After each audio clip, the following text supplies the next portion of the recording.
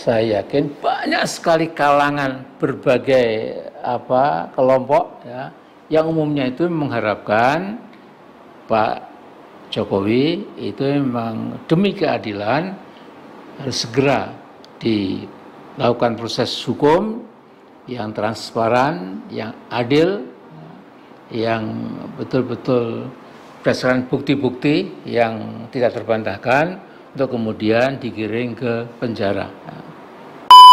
Assalamualaikum, balik lagi di channel Akbar CK.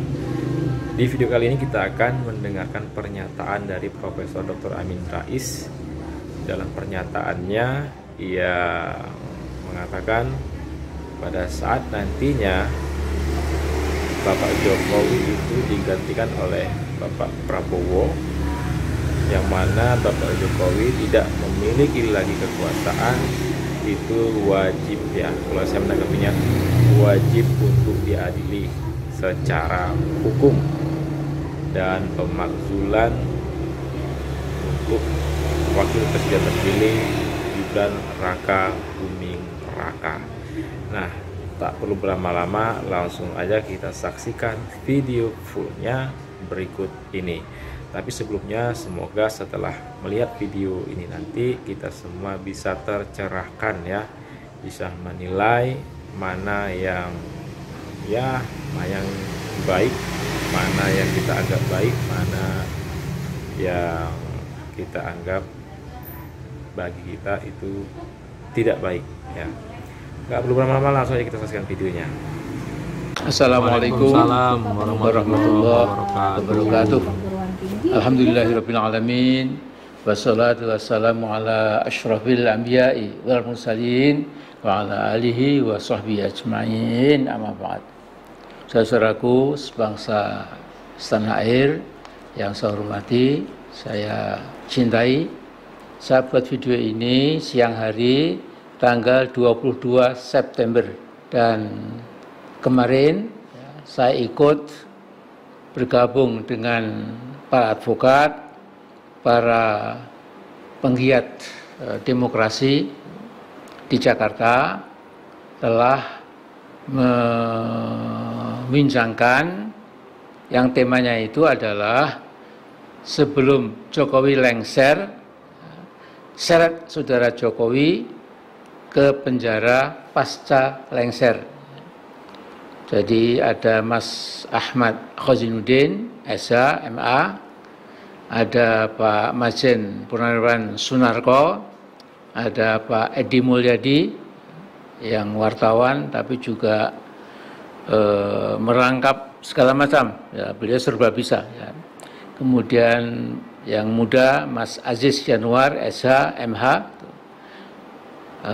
kemudian Mas Bukhari Muslim, dan Profesor Taufik Bahaudin, tapi juga ada Mas Antoni Budiawan, ekonom yang moncer.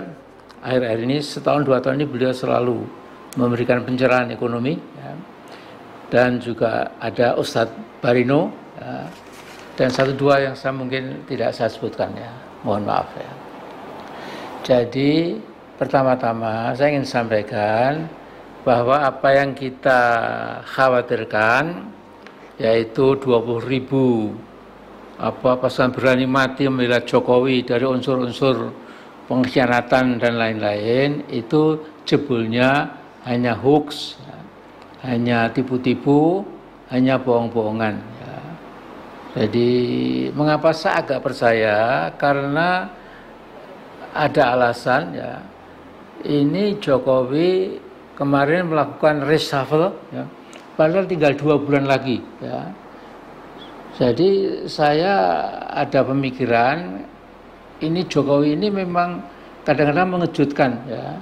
Apalagi di saat-saat kalap, ya, khawatir masa depannya, bisa saja ya, dia menggerakkan, walaupun sudah saya katakan Pak Jokowi tidak mungkin bisa mendapatkan dana yang mudah dari para cukong Taipan yang selama ini mendukungnya, karena cukong dan Taipan sudah diperhatikan betul oleh pemerintah yang akan datang, sehingga tidak gampang ya, nggak akan ada biaya untuk Jokowi itu ya. Nah kemudian ternyata betul ya. Tapi khawatir saya waktu saya ulangi lagi, jangan-jangan Jokowi memang sudah amok-amok massa begitu, ngawur gitu. Nah kemudian dia akan mendatangkan seluruh lurah, kepala daerah, gubernur, wali kota, bupati ke Senayan, kemudian dia mengatakan segala macam. Tapi alhamdulillah tidak terjadi sama sekali. Ya.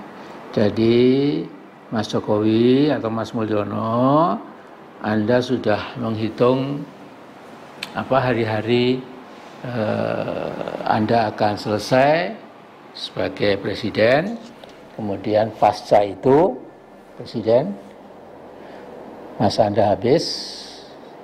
Saya yakin banyak sekali kalangan berbagai kelompok ya, yang umumnya itu mengharapkan Pak Jokowi itu memang demi keadilan harus segera dilakukan proses hukum yang transparan, yang adil, yang betul-betul berdasarkan bukti-bukti yang tidak terbantahkan untuk kemudian digiring ke penjara. Jadi maknanya banyak sekali. Selain untuk pelajaran presiden yang akan datang, juga kita akan yakin bahwa setiap kezaliman itu ada balasannya. Mungkin agak terlambat, tapi akhirnya kena balasan dari Allah Subhanahu Wa Taala. Nah karena itu saya ingin mengulangi lagi apa yang pernah saya sampaikan kemarin ya di Jakarta bersama para tokoh itu, dan juga kemudian harapan-harapan saya dan juga pembacaan saya itu. Ya. Kalau nggak salah saya mengatakan ya akhirnya saya ingin mengatakan bahwa kebohongan itu terus saja masih terjadi, mungkin sampai kapan kita nggak tahu. Ya. Jadi Ngabalin mengatakan bahwa Pak Jokowi jebulnya 18 tahun non-stop berpuasa Daud, ya, berpuasa Daud, one day one off. Ya. Jadi puasa Daud itu memang luar biasa. Ya. Jadi ketika sahabat Nabi mengatakan Rasulullah saya bisa berpuasa setiap hari, ya. Allah mengatakan tidak, itu tidak ada ajarannya, tidak saya ajarkan ya. Tapi kalau mau tahu, puasa yang paling afdal itu adalah puasa Daud. Ya. Nah, kemudian juga Ngabalin mengatakan kalau tiap malam tahajud, kurang tidur, ya. Kemudian mengadahkan tangan ke kiblat, ya. Berdoa, kontak kepada Allah. Ya. Diberikan mohon pencerahan, ya. Mohon hidayah, ya. Supaya Pak Jokowi bisa mengangkat nasib rakyat Indonesia ya.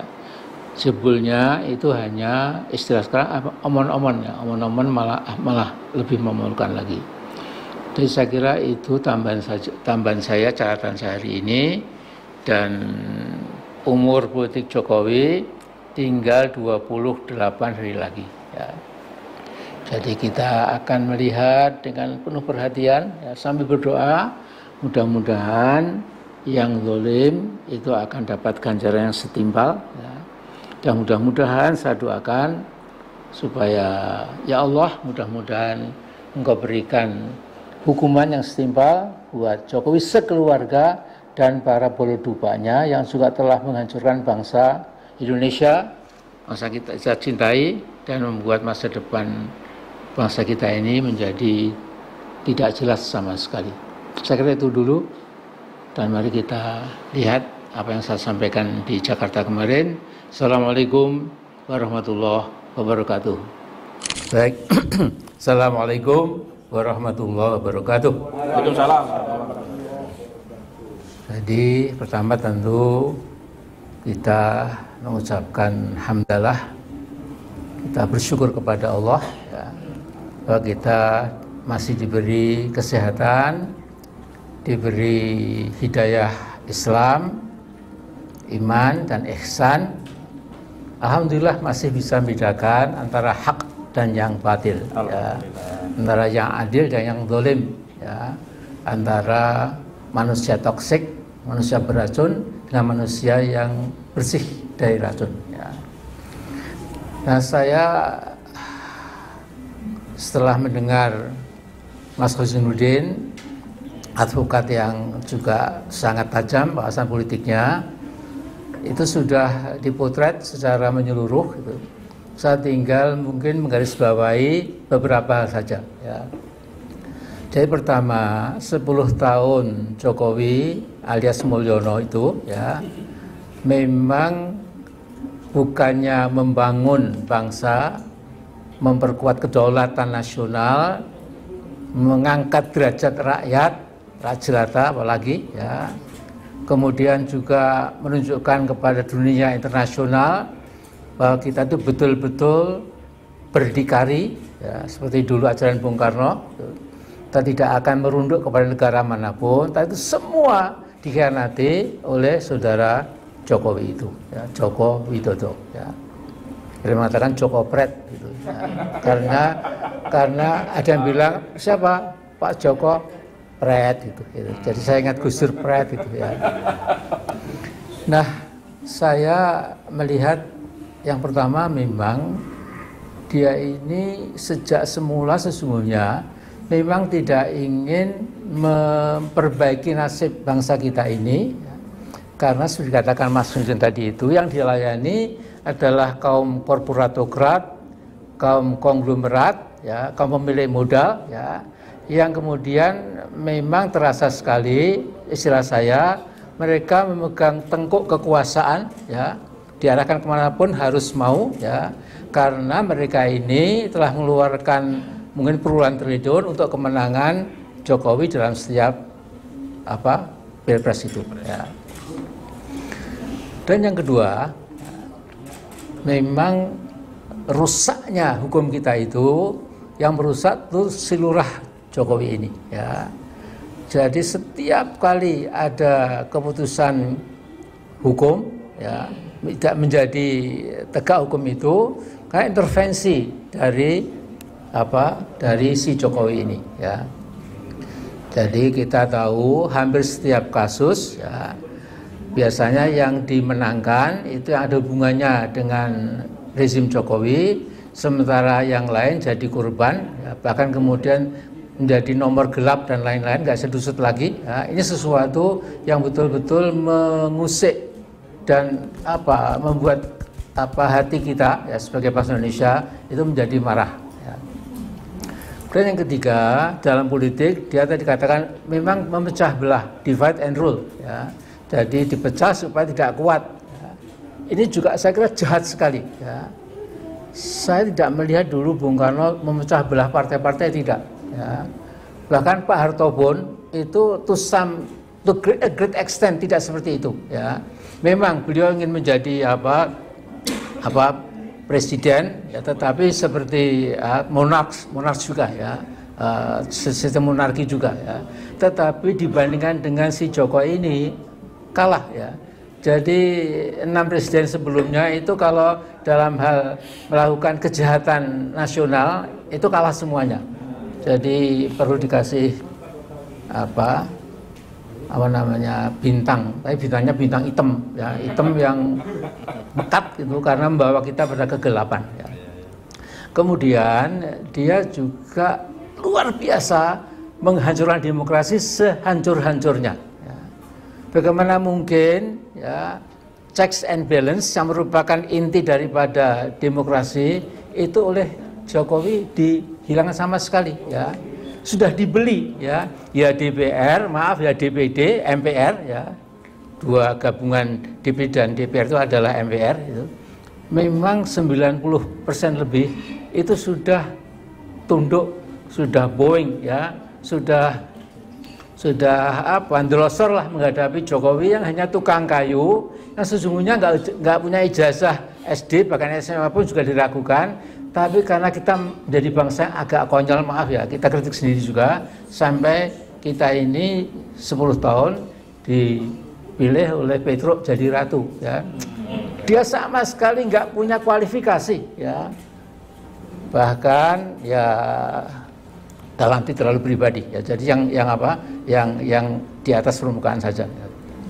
Kemudian yang juga kita sesali ya, dia ini secara kelihatan bagi pengamat internasional ya, dia ini memang membawa Indonesia ini menjadi negara subordinat di bawah RRC. Ya. Jadi saya sudah mengatakan paman asuh Jokowi ini namanya Xi Jinping, ya presiden, ya sekjen Partai Komunis Cina, ya ketua Badan Intelligence, ya semuanya dia megang 17 jabatan ya, yang luar biasa karena memang itu PKI, ya PKC ya. Nah ini kelihatan sekali bagaimana dia melakukan lakukan berbagai macam reklamasi ya, khususnya untuk meladeni kepentingan dari kepentingan politik dan ekonomi Cina ya, supaya nanti mereka tidak usah lewat Selat Malaka tapi lewat laut negara kita ini, kemudian di situ akan menjadi tempat di mana mereka menanamkan kukunya itu ya. Jadi saya pernah mata kepala ya melihat Pulau G itu sepenuhnya itu semua Chinese ya. Jadi gedung-gedung yang besar-besar itu semua penghuninya itu Chinese tapi punya KTP Jakarta. Ini siapa yang kasih KTP besok harus gantung atau kalau begini kasihan juga ya, artinya ini politik saja, artinya dijerat dengan pasal-pasal tertentu ya. Nah kemudian di sana kita persis seperti di Kowloon atau di mana ya, di negara-negara kecil ya, di Hong Kong dan lain-lain ya. Nah supaya tidak terlalu berpanjang lebar ya, saya juga mengatakan bahwa kejahatan puncak dari saudara Jokowi ini itu adalah mencoba supaya TNI, apalagi Polri, itu di bawah kendali dia. Ya. Karena itu saya sudah mengatakan, teman-teman TNI, Anda punya Sabta Marga, Anda punya Sumpah Prajurit, Anda punya 8 wajib TNI. Itu teman-teman TNI harus tahu TNI itu dari rakyat dan untuk rakyat ya. Jadi lihat ketika Pak Harto itu juga tokoh TNI ya, tapi ketika TNI harus memilih Pak Harto ya, atau memilih kepentingan bangsa, maka TNI milih yang benar kemudian membela rakyat. Nah si Jokowi ini itu lebih ganas, lebih gawat, lebih serem, lebih dajjal, lebih evil, lebih syaitoniah daripada yang lalu-lalu ya. Nah jadi singkat kata, kita ini sesungguhnya hanya sebagian kecil ya. Nah kita tahu berbagai kelompok intelektual yang Islam, yang juga nasionalis, kemudian di berbagai kampus itu sekarang saya kira sudah seia sekata. Jadi frekuensi gelombangnya sudah sama. It is about time ya to create a massive and forceful power ya, untuk kalau dia sampai 20 Oktober masih bisa, syukur sebelum itu bisa lengser ya. Tapi setelah itu memang harus diseret ke penjara. Karena manusia toksik ini menyebarkan racun kemana-mana. Ya. Kalau dibiarkan bebas, itu luar biasa. Ya. Di sini saya berbeda dengan beberapa teman. Ya. Orang mungkin nggak suka sama Prabowo karena ini dan itu. Ya. Tetapi dalam bahasa Inggris, this is the best available. Ya. Jadi kalau kita nggak suka sama Joko Pret, kemudian juga jangan lantas ini sudah dipilih walaupun pilihannya juga tidak curang dan lain-lain ya. Tapi ini kenyataan seperti itu. Jokowi dulu juga dipilih secara curang juga ya. Nah jadi saya melihat ini kesempatan emas ya. Kalau kemudian kita lantas tidak kemana-mana, kita nggak suka sama Jokowi, kemudian penggantinya pun juga kita anggap sama, insya Allah tidak. Ya. Saya lama bersahabat dengan Prabowo. Sejak zaman reformasi sampai pernah jadi ketua tim pemenangan waktu beliau 2 kali kalah terus itu ya. Jadi I know him very very well. Ya, banyak surat Pak Prabowo pribadi pada saya simpan itu. Ya, kalau dibutuhkan kapan saya keluarkan. Ya, nah jadi ya, nanti saya akan mengatakan menjelang 20 Oktober saya akan buat video Prabowo yang saya kenal. Ya, insya Allah otentik, objektif. Ya, memang saya ditanya waktu di Singapura, saya ditanya, Mr. Rais, what is the weakness of Ibu Megawati? Kemudian saya bilang, yang saya tahu adalah kekuatannya, saya nggak tahu kelemahannya. Kemudian saya ditanya berikutnya lagi, sama, di mana kelemahan Prabowo? Saya bilang, yang saya tahu kekuatannya, bukan kelemahannya. Tentu ini diplomatis. Ya. Tapi sekali lagi, ini adalah the best available yang ada, ya. Dan negeri ini harus jalan terus. Prabowo ini akan mewarisi seabrek-abrek ya yang ditinggalkan oleh Joko Berat ini, ya.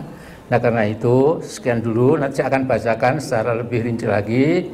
Mohon maaf. Assalamualaikum warahmatullahi wabarakatuh.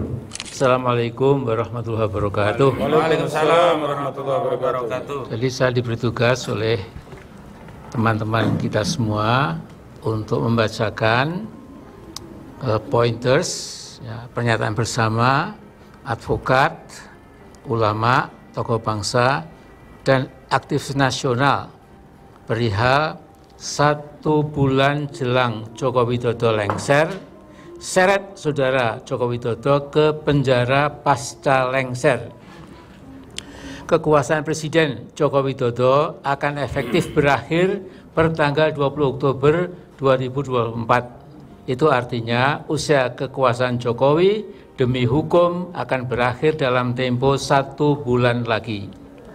Sepanjang menjabat sebagai Presiden RI sejak pertama dilantik pada tanggal 20 Oktober 2014 hingga jelang lengser 20 Oktober 2024, Saudara Joko Widodo telah banyak melakukan kejahatan dan menerbitkan berbagai kebijakan yang zalim terhadap rakyat. Berkaitan dengan hal ini, kami, advokat, ulama, tokoh bangsa, dan aktivis nasional menyampaikan pernyataan sebagai berikut. Pertama, bahwa segala kejahatan dan kezaliman saudara Jokowi telah diketahui dan dirasakan dampaknya oleh seluruh rakyat. Kesulitan untuk menyeret saudara Joko Widodo ke meja hijau bukan karena ketiadaan bukti, namun lebih kepada karena adanya perlindungan kekuasaan dan imunitas jabatan Jokowi sebagai presiden yang membuat segala ikhtiar untuk menyeret Jokowi ke penjara untuk mempertanggungjawabkan perbuatannya menjadi kandas di tengah jalan. Kedua, begitu juga ikhtiar untuk menuntut secara hukum terhadap dinasti politik Jokowi, baik terhadap Gibran Rakabuming Raka, Kaisang Pangarep, Bobi Nasution, dan Kahiyang Ayu, semua ikhtiar menjadi mentok bukan karena ketiadaan bukti hukum, melainkan karena adanya perlindungan kekuasaan Presiden terhadap dinasti politiknya, sehingga upaya untuk menyeret dinasti politik Jokowi ke penjara juga mentok, tak bisa berlanjut hingga ke pengadilan. Ketiga, tanggal 20 Oktober 2024 adalah tenggat waktu akhir kekuasaan saudara Joko Widodo. Setelah itu, saudara Joko Widodo tidak lagi memiliki kekuasaan yang bisa digunakan untuk melindungi kejahatan dirinya dan dinasti politiknya dari tuntutan hukum seluruh rakyat. Tidak akan bisa mengelak lagi insya Allah. Karena itu, pada pasca tanggal 2 Oktober 2024 adalah saat yang tepat untuk menyeret Jokowi ke penjara dan mengadili dirinya bersama seluruh dinasti politiknya di hadapan sidang pengadilan yang terbuka untuk umum agar seluruh rakyat tahu bahwa setiap kezaliman ada balasannya. Setiap kejahatan ada sanksi hukumnya dan setiap pemimpin yang khianat harus mempertanggungjawabkan pengkhianatannya kepada seluruh rakyat Indonesia. Keempat, sejumlah kejahatan dan kezaliman saudara Joko Widodo, termasuk tetapi tidak terbatas pada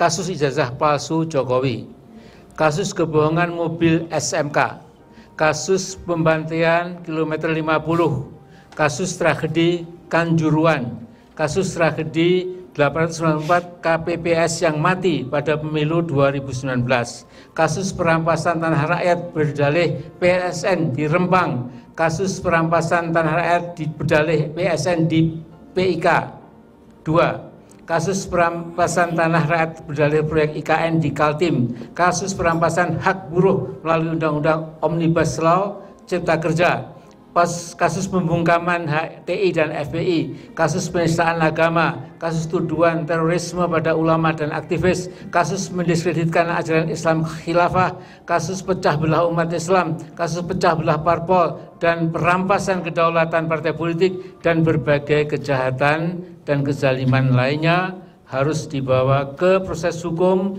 di pengadilan untuk dimintai pertanggungjawaban di muka hukum. Kelima, kasus dugaan ijazah palsu Gibran dan usia Gibran yang belum genap 40 tahun menjadikan Gibran Raka Buming Raka tidak memenuhi syarat untuk menjadi Wakil Presiden Republik Indonesia. Karena itu, segenap rakyat nantinya harus menuntut MPR RI untuk melakukan sidang istimewa dengan agenda memakzulkan Gibran Raka Buming Raka dari jabatannya sebagai Wakil Presiden sekaligus memilih dan menetapkan wapres penggantinya. Keenam, kasus dugaan korupsi Gibran dan Kaisang yang telah dilaporkan Ubedillah Badrun di KPK, juga kasus dugaan korupsi Bobi Nasution dan istrinya Kahiyang pada kasus korupsi tambang Blok Medan di Halmahera Timur juga harus diusut tuntas dan menjebloskan seluruh dinasti politik Jokowi ke penjara. Demikian pernyataan disampaikan Jakarta 21 September tahun 2024. Takbir! Allahu Akbar. Merdeka! Merdeka! Ini tambahan tidak ada di sini, tetapi kita kaget sekaget-kagetnya. Kebohongan terus bermunculan. Ya. Kemarin ada jubir istana, namanya saya ngeri, tidak usah sebutkan, mengatakan ternyata Pak Jokowi puasa Daud 18 tahun dan setiap malam bermunajat kepada Allah. Begitu dekatnya Jokowi dengan Allah karena memikir rakyat Indonesia. Ya. Mudah-mudahan doa kita akan diberi jawaban oleh Allah. Amin. Assalamualaikum warahmatullahi wabarakatuh.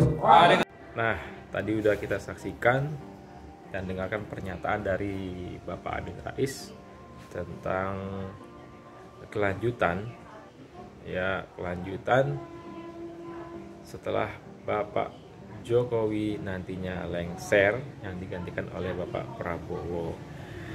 Yang mana tadinya Bapak Jokowi, Pak Amin Rais itu menyampaikan bahwa wajib secara hukum Bapak Joko Widodo itu diproses secara hukum. Setelah lengser digantikan oleh Bapak Prabowo, minta Bapak Jokowi itu ditangkap dan diproses secara hukum. Begitu juga dengan Gibran untuk dibatalkan atau dimajukan sebagai wakil presiden terpilih. Ya. Nah, setelah nonton tadi videonya, semoga kita semua bisa tercerahkan. Tapi satu hal, ya ambil baiknya, nggak usah ambil yang kita anggap tidak baik. Tapi yang jelas, semoga Indonesia ini damai-damai saja, tidak terprovokasi dengan isu-isu yang ingin memecah belah. Ya, saya di sini tidak, untuk kali ini tidak memihak manapun, cuman ingin menyampaikan bahwasanya ya kita bisa menilai masing-masing. Ya, kita ikuti aja perpolitikan Indonesia ini. Semoga ke depan bisa lebih teduh lagi, bisa lebih baik tentunya. jangan mau kita dipecah belah, jangan mau kita juga ikutan gaduh, ya.